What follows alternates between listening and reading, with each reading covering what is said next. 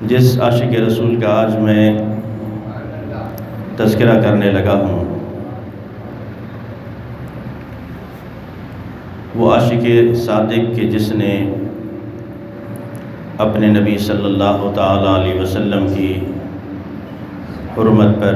عزت اور ناموس پر اپنی جان کا نذرانہ پیش کیا۔ وہ عاشق صادق کہ جس کی وفات پر ہم نے دیکھا کہ بڑے بڑے علماء کرام، محدث اپنے امام اتار کر اس کے قدموں پر رکھ رہے تھے اور معافی مانگ رہے تھے کہ غازی صاحب ہمیں معاف کر دینا۔ دنیا اس شخصیت کو شہید ممتاز قادری کے نام سے جانتی ہے۔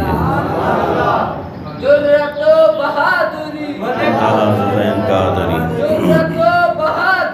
ممتاز حسین قادری۔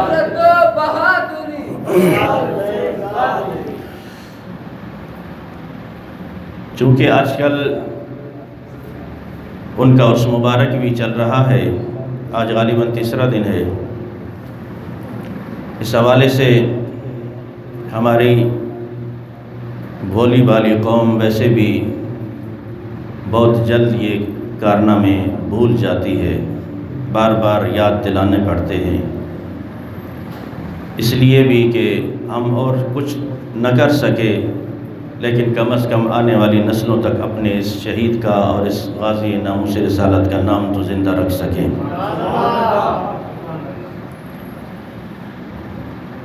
تو اس لیے عزیزان محترم، اس شہید کا، عاشق رسول کا تذکرہ کرنا ضروری سمجھتا ہوں۔ اللہ تبارک و تعالی ہمیں حضور صلی اللہ تعالیٰ علیہ وسلم سے سچی وفا کرنے کی توفیق نصیب فرمائے۔ 4 جنوری 2011 کوسار مارکیٹ میں شہید ممتاز قادری نے ایک گستاخ رسول کو جہنم واصل کیا، اور اس کے بعد پھر غازی صاحب کو جیل بھیج دیا گیا۔ 2 مرتبہ غازی ممتاز حسین قادری کو سزائے موت کا پروانہ جاری ہوا۔ جب جج فیصلہ سنانے لگا انگلش میں پڑھ کے، تو غازی صاحب نے اپنے وکیل سے کہا کہ یہ کیا کہنا چاہ رہا ہے، تو انہوں نے بتایا کہ انگلش میں یہ کہہ رہے ہیں کہ آپ کو 2 مرتبہ سزائے موت دی جاتی ہے۔ لکھاں سلام ایسے غازی کو، ایسی جرت اور بہادری کو۔ آپ نے فرمایا ججا یہ بھی بتا دے کہ شام تک مجھے پھانسی ہو جائے گی کہ نہیں، شام تک مجھے پھانسی بھی ہو جائے گی کہ نہیں۔ وہ شہید ممتاز قادری رحمۃ اللہ علیہ، قوم 2 راہوں پر کھڑی ہو گئی، کچھ مخالف ہو گئے، کچھ بیچ میں کہ نہ ادھر کے نہ ادھر کے، جس طرح معاملات چل رہے ہیں۔ لیکن میرے آقا کریم صلی اللہ تعالیٰ علیہ وسلم نے فرمایا کہ میری عزت اور ناموس کا جب مسئلہ ہوگا، معاملہ ہوگا، تو 2 بکریاں بھی آپس میں نا اتفاقی نہیں کریں گے، ان کا بھی اتفاق ہوگا آپس میں، بکریوں کو بھی اختلاف نہیں ہوگا حضور کے ناموس کے حوالے سے۔ بکری جو بہت ہی کم عقل اور سادہ سی جانور جانی جاتی ہے، میرے آقا نے فرمایا ان کو بھی آپس میں کوئی اختلاف نہیں ہوگا، حضور کی عزت اور ناموس کا مسئلہ ہی ایسا ہے۔ جب حدیبیہ کے مقام پر شرائط لکھی جانے لگیں، حضرت علی شیر خدا رضی اللہ تعالیٰ عنہ شرائط لکھتے ہوئے آپ نے جب اسٹارٹ لیا، بسم اللہ شریف کے بعد آپ نے محمد الرسول اللہ لکھا، تو عروہ بن مسعود نے کہا کہ جب ہم محمد صلی اللہ تعالیٰ علیہ وسلم کو اللہ کا رسول ہی نہیں مانتے تو آپ یہ تحریر کیوں کر رہے ہیں، لہٰذا یہ مٹا دیجئے۔ کیا کہا؟ یہ تحریر مٹا دیجئے، محمد ابن عبداللہ لکھیے۔ جب رسول مان لیتے تو پھر جھگڑا کس بات کا تھا؟ یہ کافروں کی طرف سے تجویز آئی۔ اب حضرت علی شیر خدا رضی اللہ تعالیٰ عنہ نے یہ نہیں دیکھا کہ سامنے ہزاروں کا لشکر ہے اور جہاں دو قومیں اکٹھی ہو رہی ہوں اور ایک فیصلہ طے پا رہا ہو اور جنگ ختم ہونے لگی ہو، پھر ایسے میں ہر بندہ یہی چاہتا ہے کہ مصلحت پسندی سے، حکمت عملی سے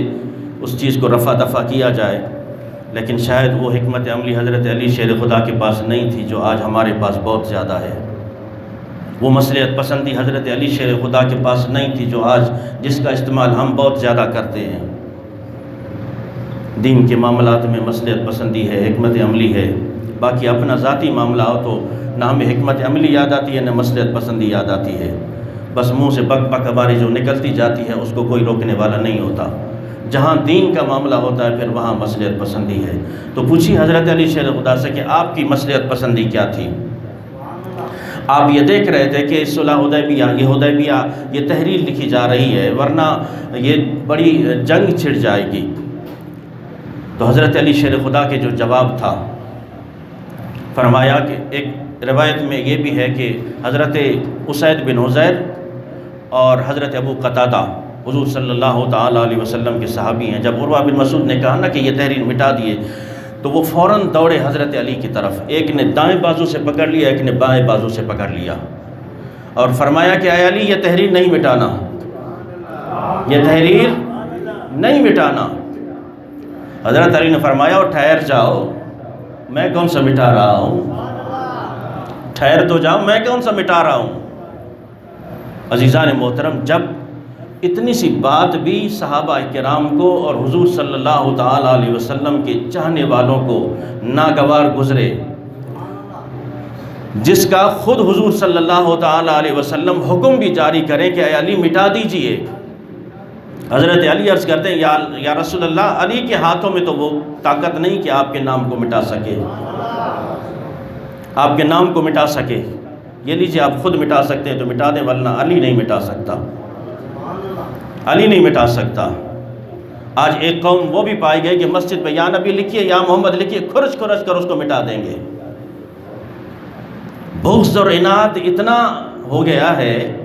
کہ حضور کے نام سے تمہیں اتنی نفرت ہے کہ اس کو کھرچ کھرچ کے مٹا رہے ہو۔ کاش کہ حضرت علی شیر خدا رضی اللہ تعالیٰ عنہ کا یہ فرمان بھی تمہیں یاد آتا، یا رسول اللہ، علی کے ہاتھ میں یہ جرت نہیں کہ آپ کے نام کو مٹا سکے، یہ لیجئے کتبہ اور خود مٹا لیجئے۔ یہ چیزیں عزیزان محترم ہمیں بتاتی ہیں کہ ناموس رسالت کا معاملہ کتنا حساس ہے۔ جب یہ چیز، حالانکہ اس میں کوئی اور، حضور صلی اللہ تعالیٰ علیہ وسلم خود حکم فرما رہے تھے اور ظاہر بات ہے معاہدہ طے پا رہا ہے کافروں سے، سامنے مسلمان تو تھے نہیں۔ جب کافر حضور صلی اللہ تعالیٰ علیہ وسلم کو اللہ کا رسول مانتے ہی نہیں تھے تو یہ تحریر حضور پاک نے خود فرمایا کہ مٹا دیے، لیکن صحابہ نے برداشت نہیں کیا کہ نہیں، اب یہ لکھا جا چکا ہے، نہیں مٹایا جا سکتا۔ تو میرے ساتھیوں، یہ ناموس رسالت کا معاملہ ایسا ہے۔ حضور صلی اللہ تعالیٰ علیہ وسلم کے قانون کو جب اتنا معاذ اللہ کہہ دیا جائے کہ میں اس قانون کو جوتی کی نوک پہ رکھتا ہوں معاذ اللہ ثم معاذ اللہ، پھر اس کو زمین پر رہنے کا کوئی حق حاصل نہیں ہے۔ تمہارے گندے قانون تو غلط ہو سکتے ہیں، میرے نبی صلی اللہ تعالیٰ علیہ وسلم کا قانون روز روشن کی طرح تا قیامت سورج کی طرح چمکتا رہے گا۔ ہمارے اپنے بنائے ہوئے قوانین تو ایک دوسرے کو نقصان دے سکتے ہیں، لیکن رسول اللہ صلی اللہ تعالیٰ علیہ وسلم جو قوانین بنا کر گئے، صحابہ کرام جو قوانین بنا کر گئے، خدا کی قسم دنیا ادھر کی ادھر ہو جائے ان کا ایک لفظ غلط نہیں ہو سکتا۔ اتنا حساس معاملہ تھا۔ شہید ممتاز قادری رحمۃ اللہ علیہ کو بس صرف یہی سزا ملی کہ تم نے قتل کیا ہے، اور قوم دو راہوں پر کھڑی ہو گئی، کسی نے کہا قاتل اور کسی نے کہا عاشق رسول۔ ہمیں فخر ہے الحمدللہ، ہم اس قوم میں سے ہیں، ان لوگوں میں سے ہیں جو اللہ کے اس محبوب صلی اللہ تعالیٰ علیہ وسلم کے چاہنے والے کو عاشق رسول مانتے ہیں۔ جس نے اتنا تک نہ سوچا کہ دسمبر میں بچے کی ولادت ہوتی ہے اور جنوری میں یہ واقعہ پیش آتا ہے، دودھ پیتا بچہ۔ غازی ممتاز کہتے ہیں کہ جب میں یہ کام کرنے لگا، ایک بار میں نے سوچا ہو سکتا ہے میں غلط کر رہا ہوں، مجھے یہ کام نہیں کرنا چاہیے۔ اتنے میں مجھے تھوڑا سا سکوت طاری ہوا، میں رک گیا اس کام سے، لیکن میں نے دیکھا کہ سینکڑوں اولیاء اللہ جو سبز جوڑا پہنے ہوئے، سبز کپڑے پہنے ہوئے ہمارے سامنے کھڑے تھے، کیونکہ غازی صاحب فرماتے ہیں میں یہ سوچ رہا تھا کہ اگر میں نے اس کو مار بھی دیا، اس کے بعد پھر یہ ہوگا کہ سامنے گارڈز اور بھی موجود ہیں، انہوں نے فوراً مجھے مار دینا، میری بات تو یہی رہ جائے گی۔ پھر آگے جو قصے کھلیں گے، کوئی کہے گا کہ اس کی کوئی ذاتیات تھی، کوئی کہے گا کہ اس کا کوئی معاملہ ہوگا اس وجہ سے، کوئی کہے گا اس کا کوئی مینٹل صحیح نہیں تھا، دماغ خراب تھا، پاگل ہو گیا تھا، اس نے گولی چلا دی۔ تو اس لیے غازی سے فرماتے ہیں میں نے سکوت کیا کہ اب اس کا معاملہ کیسے حل ہوگا، میں اگر مار دیتا ہوں اس کے بعد لوگ اس کو کوئی دوسرا رنگ دیں گے، میں خاموش ہو گیا۔ بس اس سکوت میں غازی سے فرماتے ہیں میں نے سینکڑوں اولیاء اللہ کو سبز جوڑا پہنے ہوئے دیکھا، اور انہوں نے مجھے کہا کہ غازی صاحب یہ دیکھ ہم نے ان کے ہاتھوں کو روک رکھا ہے، جو کام کرنا ہے تو کر۔ لبیک لبیک یا رسول اللہ، لبیک۔ عزیزان محترم، تو غازی صاحب فرما دے پھر میں نے گولی چلا دی، اور 1-2 سیکنڈ میں 27 گولیاں اس کے سینے میں پیوست کر کے غلامی رسول میں موت بھی قبول ہے کہ نعرہ لگایا، اور میں نے گن زمین پہ رکھی اور کہا کہ لوگوں یہ نہ سمجھنا میں کوئی غنڈہ ہوں یا دہشت گرد ہوں یا میرا اس نے کوئی جرم کیا ہے، اگر میں نے اسے مارا ہے تو ناموس رسالت کے لیے مارا ہے، آؤ مجھے گرفتار کر لو۔ جو حضور صلی اللہ تعالیٰ علیہ وسلم کی عزت اور ناموس میں پہرا دیتا ہے وہ بھاگتا نہیں ہے، وہ اپنے بیان نہیں بدلتا۔ سینکڑوں ایجنسیاں انہوں نے کہا، اور حتیٰ کہ غازی صاحب کو خود آصف زرداری نے پیغام بھجوایا کہ ہماری پارٹی کا گورنر تھا، بس تو صرف اتنا کہہ دے کہ میں اس ٹائم جذباتی ہو گیا، میں نے اسے ناموس رسالت کے معاملے پہ نہیں مارا ہے، باقی جیل سے نکلوانا میرا کام ہے، میں تمہیں جیل سے آزاد کروا دوں گا۔ اللہ اکبر۔ غازی صاحب غازی ممتاز حسین قادری رحمۃ اللہ علیہ فرماتے ہیں یہ رہائی اپنے پاس رکھ، جس نام پر میں جیل کاٹنے آیا ہوں اس نام پہ اپنا سر بھی کٹانے کو تیار ہوں، ایسی رہائیاں مجھے نہیں چاہیے۔ تو میں عرض کر رہا تھا عزیزان محترم، دودھ پیتا بچہ چھوڑ کر یہ